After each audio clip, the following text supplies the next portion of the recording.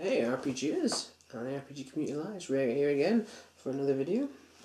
In this video I would like to make a response to a bunch of other responses about, I think the video was worded in, I can't remember the exact title, but it was about unwinnable fights when you're given in a game, when you're given a situation where you deliberately and by design can't win.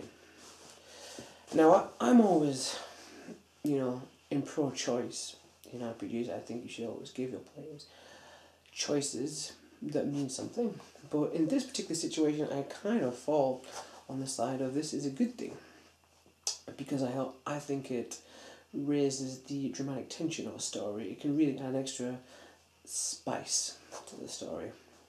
I think it's important when you do this, though, that you don't just turn it into a fight that they just throw themselves at and just get, beat up. I think it needs to be more, they're so powerful in a situation, the thing that they're fighting is so powerful that they don't stand a chance. It doesn't even entertain the idea of beating them up, kind of thing. In my example, in the way I thought of it, it's like the video game's rule of three, in that before you can actually defeat the big bad guy, you have to fight 3 times. And say, for example, we took a tyrannical, mega-powered, Dark Sun-ish, maybe level of wizard, something so astronomically powerful that, our heroes don't stand a chance just by looking at the thing. So in the first instance, they come across this being, he doesn't even bother fighting them, he's just irritated by them, so he just locks them away and, just kind of discards them, he doesn't even care that they want to beat him up, But that fuels their desire to get one over on him, to rise up and be like, screw you, Mr. Wizard. Mr. Bob, should we call him Bob? Let's call him the Wizard Bob. Bob the Wizard, right? So in the second instance, they break out of jail, dramatically kick the doors down and beat the guards up and escape, and then they spend their time researching and learning. Because that's the thing, when you a good bad guy, you need to learn. I think you need to learn about him, her, it, whatever it is. Get information. That's how you overcome. So that you learn how to defeat it. You learn its weaknesses. You learn its way of thinking, and that's how they use the second fight. When they don't beat him, but they wound him, gravely wound him. They figure out his weaknesses. The one type of magic that he just can't fight against, and they deal an actual blow that actually shocks him, but don't kill him. They don't win because a great bad guy should be really intelligent, and not intelligent in his own way. There's different types of intelligence, but he's planned for these kind of things. He knows that's his weakness, so he gets away. But he's wounded. He becomes desperate, and he starts taking them seriously and throwing bigger things at them, and bigger things, and more dangerous, and things get crazy, and that's when you really ramp it up, and they start bringing allies, and people start helping them, and they see these these group of heroes as their one chance of stopping this crazy wizard Bob, Bob the badass wizard, right? And in the third fight, they have all this help and all this additional guidance, and they've really researched how to draw a strong binding circle that lessens his powers and all that kind of stuff, and they finally get that climactic final battle, and then they beat the crap out of him, and everyone goes home happy, kind of thing.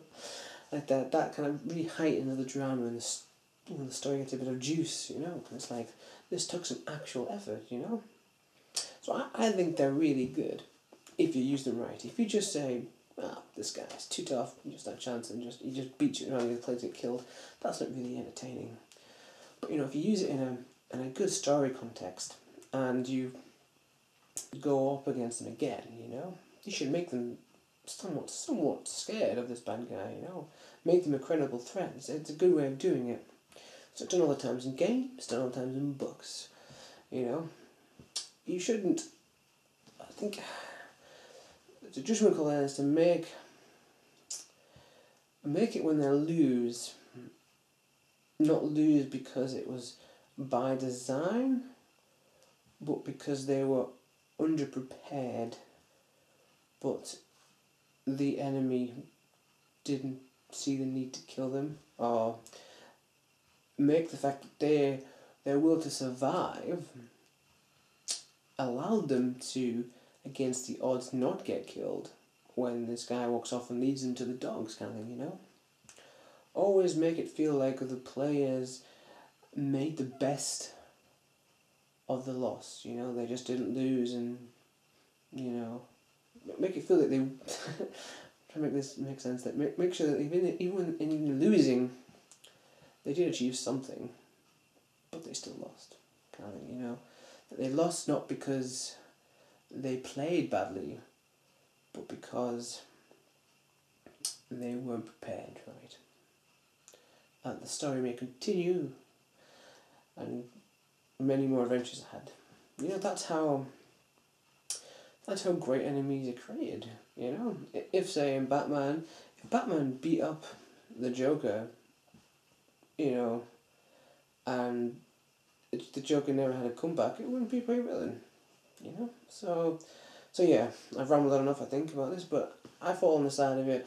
Unwinnable battles are a good thing as long as you understand, you respect your players when you do it, kind of thing, you know? Okay. I hope that's been somewhat enlightening and you've enjoyed this little discussion, guys. I shall see you soon. Until next time.